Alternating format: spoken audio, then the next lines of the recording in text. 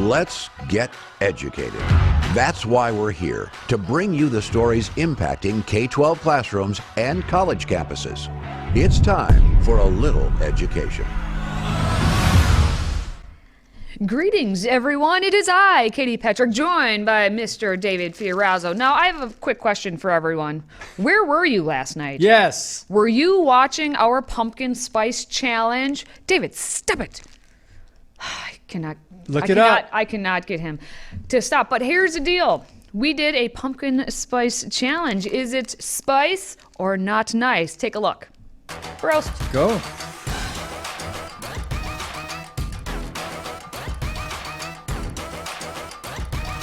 Yes. Yes. Yes. Oh, come on. All right, here's the deal. What's with the sour face? You said it. Oh, I'm picking up a scent.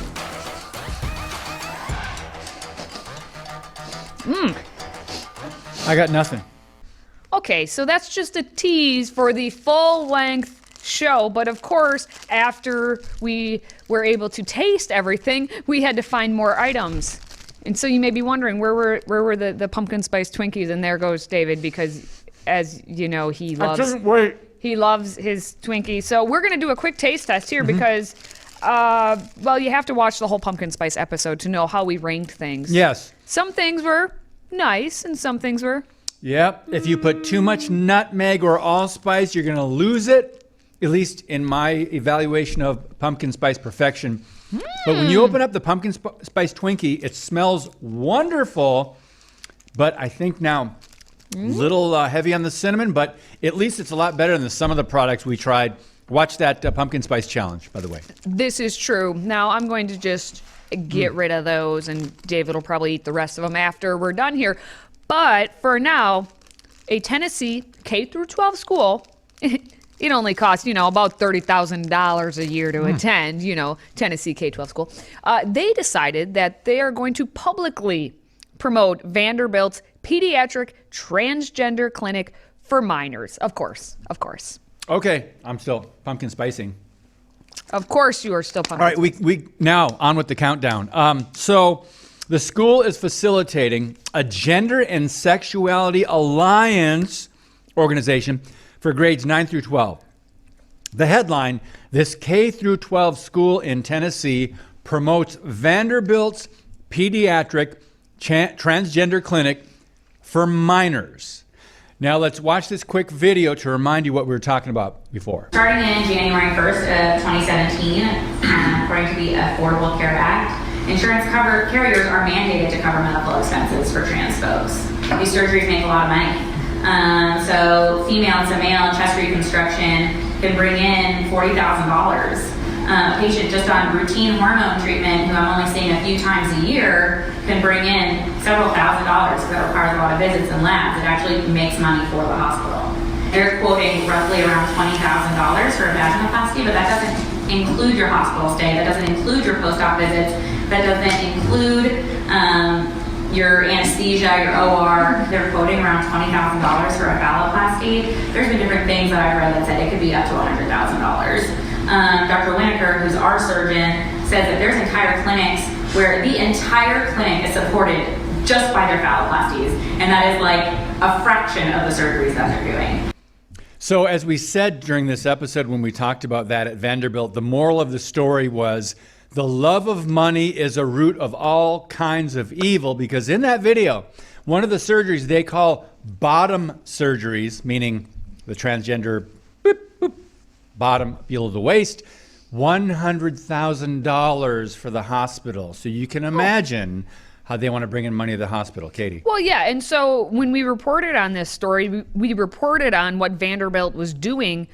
And then we only even knew about it because Matt Walsh of the Daily Wire was blasting it everywhere, letting everyone know, hey, by the way, did you know that Children's Hospital there at Vanderbilt is, this is all about cutting off healthy breast tissue, slicing and dicing on your children because they may think that they are the other gender. But we have some good news, David, before we get to this school that is all about promoting what is happening, the GSA. Before we get to that, I want to let everyone know that something has come of the press that they have gotten. The Vanderbilt Pediatric Gender Clinic has agreed to pause all gender transition surgeries on minors, according to a letter from the clinic to a Tennessee lawmaker. Yep. Good news. Yes. So they're pausing, just like you can pause puberty. Oh, yeah, no.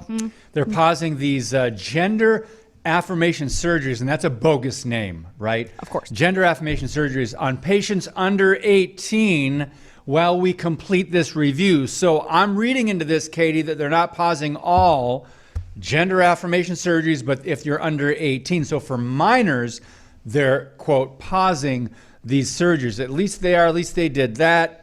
Go ahead. Every journey begins with a single step, right? So You're right. we're on You're our an way optimist, there. aren't you? I am an optimist. I'm an optimistic realist. That's what I always described myself as. Yes, I was that kid who came up with I am an optimistic realist. I came up with that at like age 13, like a dork that I am. Now, that's the positive. Here's back to the negative, because we have this. I like how it's the GSA, the Gender and Sexuality Alliance. That used to mean Gay Straight Alliance, but now it's Gender and Sexuality, because we gotta get everyone under the sun as part of this, except if you are who God made you to be, then poo-poo, you're out of our Rainbow Alliance. So this school that we're talking about, again, the GSA itself, the organization is for grades 9 through 12. And on their little website, you got the entire rainbow going there. They are very happy that you're here on their website. And they say that their mission statement is the University School of Nashville Gender and Sexuality Alliance seeks to promote a welcoming educational and social environment for all students, semicolon, to raise awareness of issues surrounding lesbian, gay, bisexual, transgender, queer, intersex, asexual, and other non-binary identities, semicolon, and to partner with others both in and beyond our community on matters of student diversity, equality, safety, and well-being. That's if that's not the blanket statement for all of these organizations, well, I don't know what is. Can I ask the question? It's not rhetorical any longer. What does this have to do with education? It does not. Absolutely nothing. No. So the school claims to promote a welcoming, there's that word. It's always you welcoming. can file that under the Department of the DI, or as Katie says, or the DEI. Diversity, equity, inclusion, welcoming is one of those. Tolerance. It all started off with tolerance, and here's where we go from there. The slippery slope. You're just, Yep. you're cruising on down that. According to the website as well, they have, helpful resources for all the people in the group, including, and this is where it comes back to the Vanderbilt Children's Hospital's Transgender Clinic. All right. They also have, pictures for Glendale United Methodist Church. What? Sending words of love and encouragement to the students at the school. That's a whole nother can of worms, David. Would you like to address this one? Briefly, look up this week's Christ in Culture on Thursday night.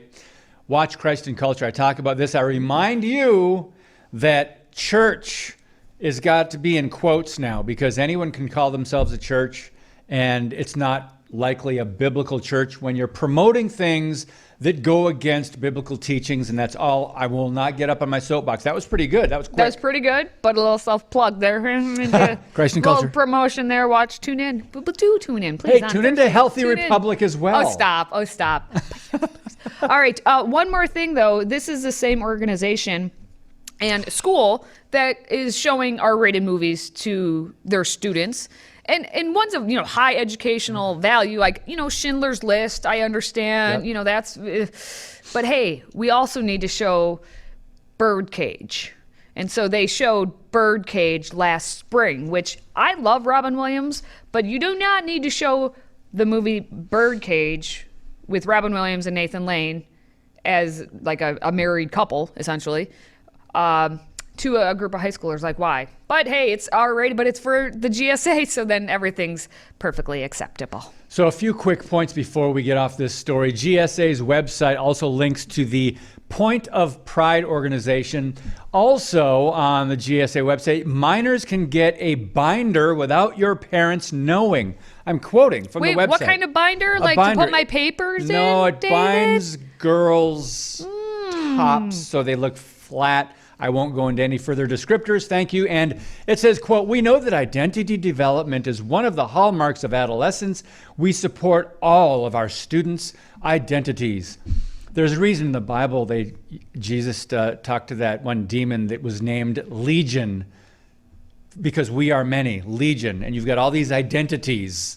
Interesting, right? Still to come, though, some truly disturbing numbers have surfaced showing massive amounts of young people now getting transgender surgeries. Surprise, surprise. That's next. Stay with us.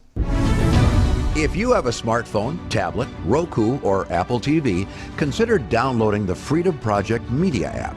It's 100% free and includes all of our weekly shows, plus lecture series, archive programs, and award-winning animated videos for families like the Presidential Minute, Battles of America, and Heroes of the West. Don't rely on the social media giants to keep you informed. Simply download the Freedom Project Media app from your app store and allow notifications. And we'll let you know when a new video is ready.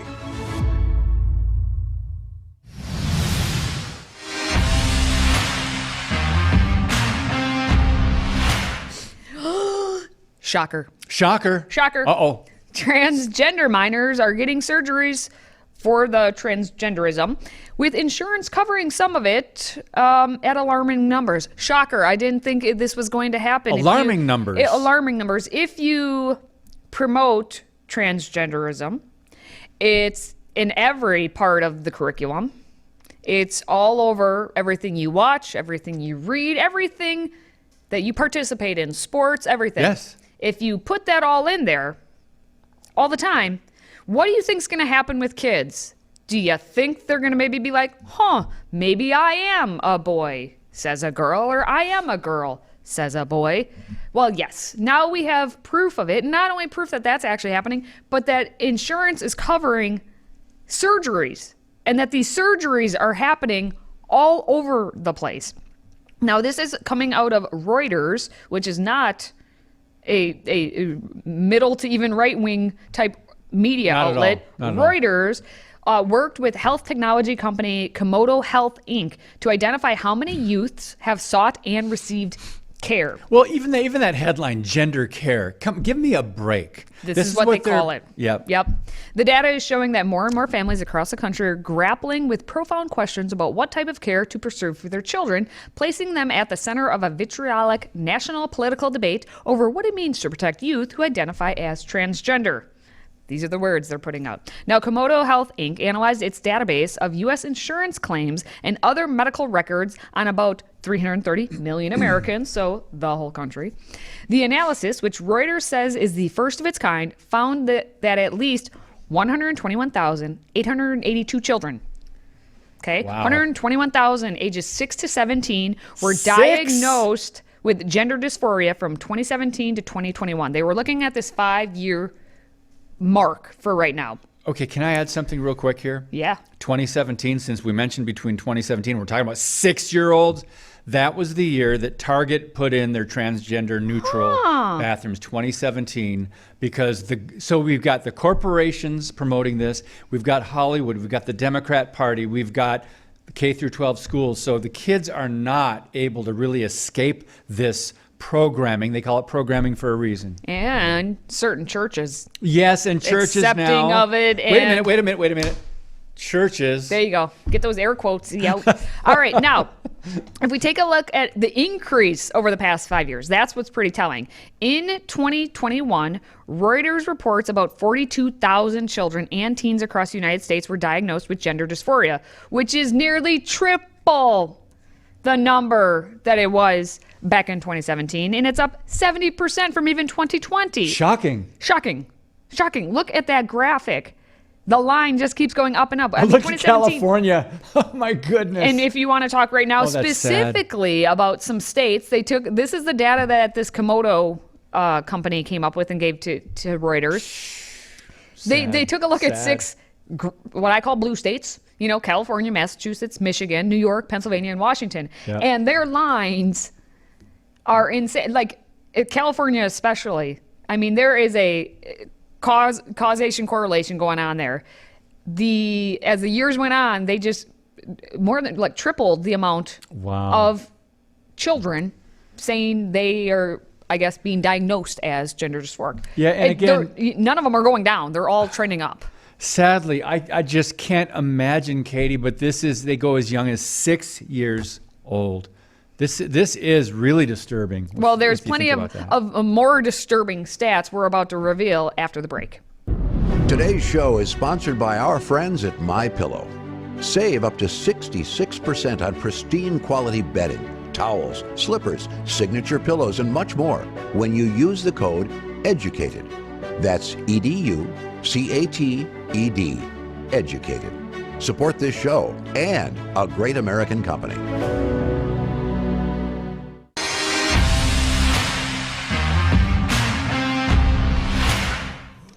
All right, so we're going to continue giving you some data about what is happening with our children ages 6 through 17 over the past 5 years and how gender dysphoria, and then going even further, actually having surgeries done, how many kids that is affecting in our entire society, and it is staggering. Now, over the 5-year period, which is 2017 to 2021, the number of children with the gender dysphoria, right, the diagnosis who actually started on puberty blockers or hormones had totaled 17,683, and that's an increase, 17,000 from 2,300 back in 2017. So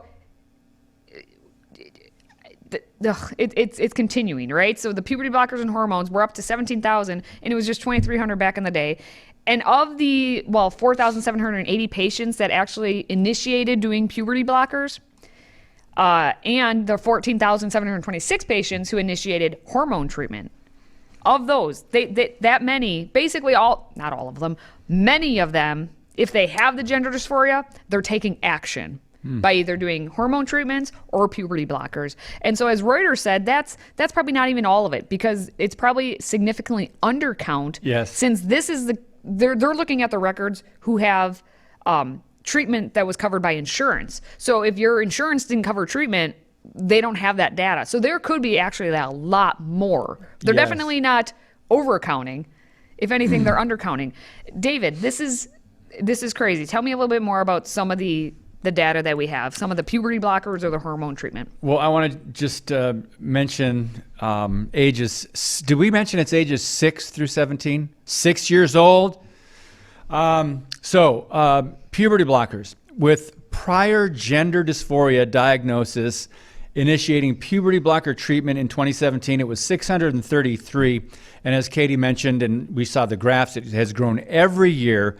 In 2021, it was 1,390.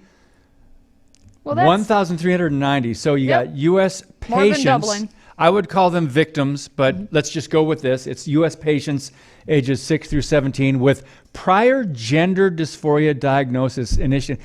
The start of this is the puberty blocking treatment. That's the start of one of the paths that kids go on here. Well, and then the data we got on, hey, if puberty blockers aren't enough, let's just cut off good healthy tissue. Yeah. That's what's happening. Mastectomies. Yes. From 2019 to 2021, at least 776 mastectomies were performed on teen girls with a gender dysphoria diagnosis ages 13 to 17 in the United States, according to the Komodo data analysis of insurance claim. And again, Reuters says this tally does not include procedures that were paid for out of pocket. And the analysis actually of the insurance claims found an additional 56 genital surgeries occurred among patients with a prior gender dysphoria diagnosis, ages 13 to 17, from 2019 to 2021 as well. So, we're just out there cutting off healthy tissue of the ladies. Yes. We're mutilating them. Children. Yep. We're mutilating. That's what we're doing minors. because why? Because this is where we're at as a society, that we'd rather. If a kid says, oh, I think I'm a boy when I'm a girl, well, okay, then obviously we need to just cut off anything that would naturally grow. Or just Yeah, cut yeah. it off. Don't Just do don't away be with it. the adult in the room. Oh, no. By all means, don't have them respect you and don't discipline or do anything like that. Just let them lead the way. I remember in 2017, I think I talked about this before. I'll never forget a National Geographic headline that showed a mom and her son transitioning to the opposite. Both of them were transitioning, mother and son. And it said, because she let her son start first and it inspired her, sometimes we have to let the children lead the way. A recipe for disaster. But I want to point out here the danger here, I think, in this article.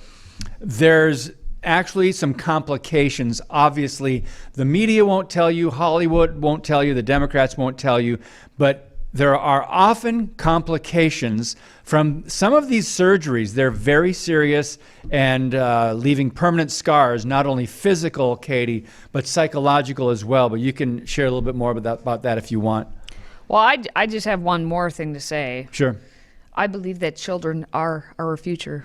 Whitney Houston once told me that. Let them lead the way? Let Is them that lead the way. Let them lead the way. That's right. Follow Anyway, your heart. Before We Go is up next as we discuss an incredible story being deemed one in a Google. How a woman was photographed in the exact same spot 9 years apart, just by accident. And this story, it'll get pretty wild. So just stay tuned. We want to hear from you. If you have a question or comment for Katie, David, or any of our other show hosts, simply visit stayeducated.org. That's stayeducated.org and submit your question or comment. Our team loves to hear from you and might just give you a shout out on air. Again, visit stayeducated.org and connect with us.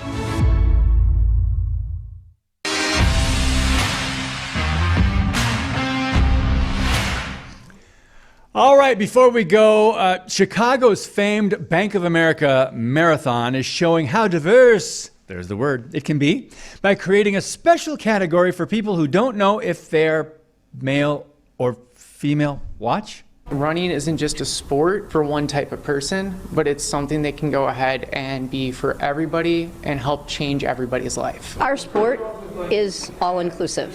It's always been an all-inclusive sport. The marathon already has numerous other divisions for age, gender, and those racing in wheelchairs. The Bank of America Chicago Marathon is one of several world marathon majors offering a non-binary division.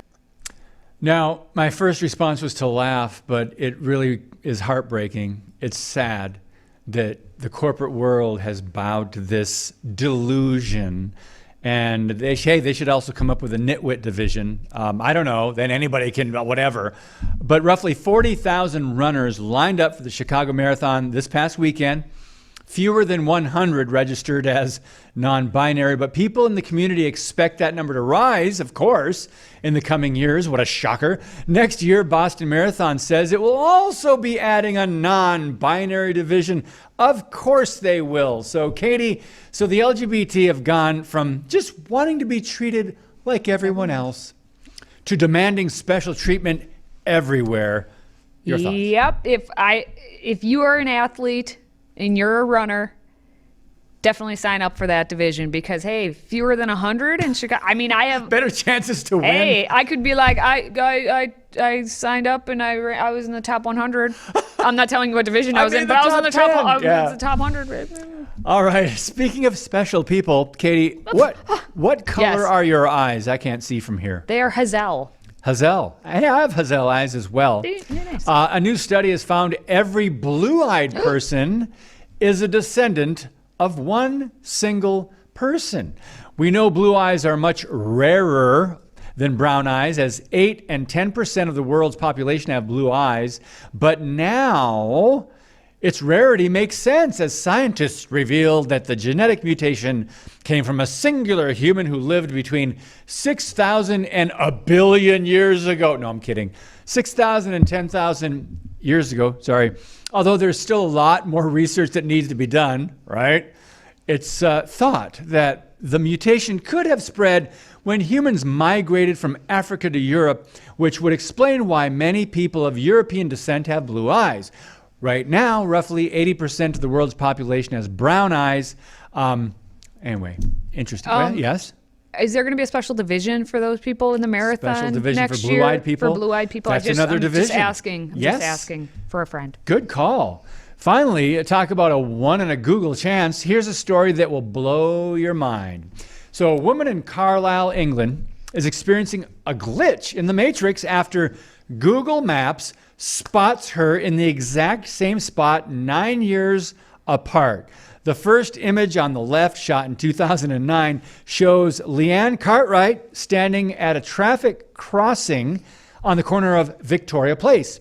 Bizarrely, a second image shot in August 2018 shows her standing in exactly the same position, holding 2 bags in the same style, with the only difference being her outfit. Leanne says that she saw the Google car both times as it traveled on the 1 mile route she walks to work. Sadly, she missed the most recent one in 2020 as she was working from home during the pandemic. Katie, would you call yourself Blasts. a creature of habit so much that this might happen to you? If you know what, Are you regimented in your schedule? I'm not that regimented, and everywhere I need to go takes me being in a car, so I couldn't be walking. But that is pretty hilarious. That is. Anyone who lives in cities knows this. You can attest to this. I mean, you are regimented in that, because if you have to catch the train or catch the subway or whatever, you probably could be caught by the Google car. Yeah, if you're working 9 to 5, you got certain hours, you got to be at a certain place, certain time, right away, taking care of business. TCB. That wraps up this segment. More to come next time, Katie. All right, please do make sure you smash that like button if you're watching us on social media, and please do send us your feedback at stayeducated.org, especially about those Twinkies. What do you And think? the Pumpkin Spice Challenge. And the Pumpkin Spice Challenge. Yes. Now, for David, for myself, thank you for watching, thank you for listening, and thank you for supporting this show. Until next time, stay educated.